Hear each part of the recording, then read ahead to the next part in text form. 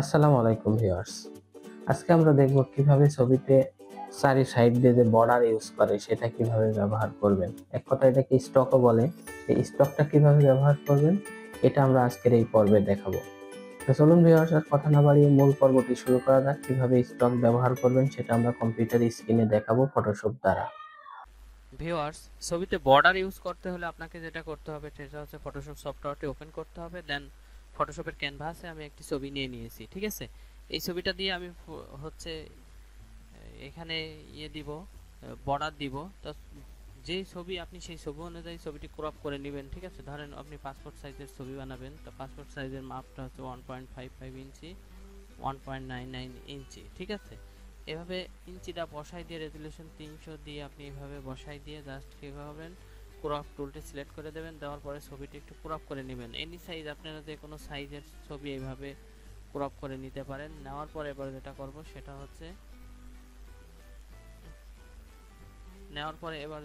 সেটা হচ্ছে inter press করে দেবো। দেন আমার পাসপোর্ট সাইজের ছবি কিন্তু রেডি হয়ে গেছে, ঠিক আছে।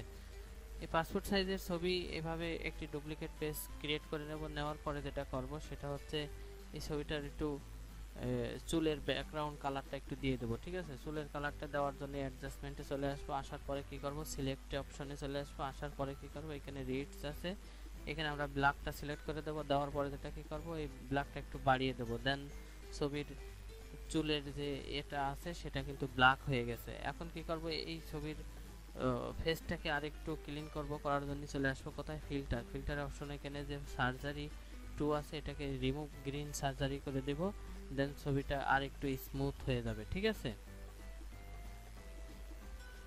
যার পরে ওকে করে দিলে ছবিটি স্মুথ হয়ে গেছে। এখন যেটা করব সেটা হচ্ছে এই ছবিটি হচ্ছে এই সাইডে একটা বর্ডার ইউজ করব। বর্ডার ইউজ করার জন্য আমাদের যেটা করতে হবে সেটা হচ্ছে কিবোর্ডের কন্ট্রোল এ প্রেস করতে হবে। প্রেস করার সাথে সাথে দেখেন এমন একটি ইন্টারফেস আসবে, অল ছবিটি সিলেক্ট হয়ে যাবে। দেন আপনি চলে আসবেন সোজা এডিটিং। এখানে দেখেন এডিট অপশন আছে, এডিট অপশনে এসে এখানে দেখেন যে স্টক বলে একটা অপশন আছে, স্টকে চলে আসবেন। আসার পরে আপনি যে কোনো কালার সিলেক্ট করে দেবেন। দেওয়ার পরে আপনি এখানে স্টক ব্যবহার করবেন। দেন আমি এই কালারটি সিলেক্ট করে দিলাম আপনাদের বোঝার ক্ষেত্রে। এখানে দেখেন 15 px আছে, এখানে একাধিক সাইজ থাকতে পারে, ঠিক আছে। ভয় পাওয়ার কোনো কারণ নেই। এখানে আপনি হলো আপনার যতটুকু পিএক্স প্রয়োজন, ঠিক আছে, যতটুকু পুরুত্ব প্রয়োজন বর্ডারের ততটুকু পুরুত্ব আপনি এখান থেকে দিতে পারবেন।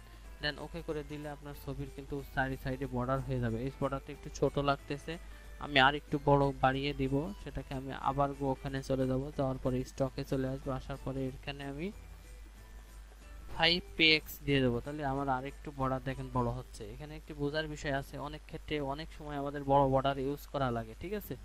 সেক্ষেত্রে বড় বর্ডার ইউজ করার জন্য আমি কি করব, এখানে কন্ট্রোল এ সিলেক্ট করে দিয়ে ছবিটি সিলেক্ট করে নেওয়ার পরে ইডিটি আসার পরে স্টক সিলেক্ট করে দিলাম। দেন এখানে যদি আমি যত ওই যে কালারটি সিলেক্ট করে দিয়ে আমার যতটুকু প্রয়োজন ততটুকু প্রয়োজনের বর্ডার আমি এখানে ইউজ করতে পারবো, ঠিক আছে। আপনারাও এইভাবে যত মোটা বর্ডার প্রয়োজন তত মোটা বর্ডার এইভাবে ইউজ করতে পারবেন। ডাজেন্ট ম্যাটার, ইডিটি যে স্টকে যে, ঠিক আছে। তারপর এত বড় অর্ডার যেহেতু ছবিটি করা হয় না সেহেতু আমি এটা একটু রিমুভ করে দিই। এই 5px বর্ডারেরই যথেষ্ট, ঠিক আছে, পাসপোর্ট সাইজের জন্য।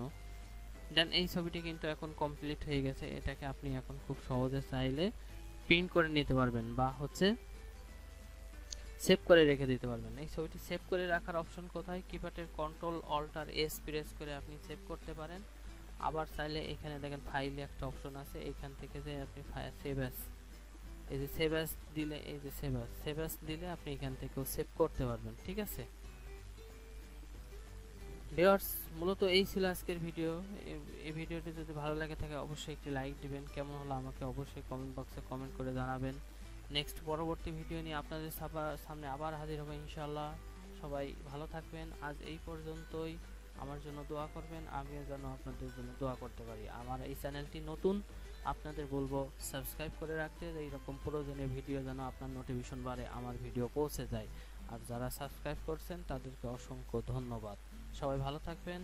আসসালামু আলাইকুম।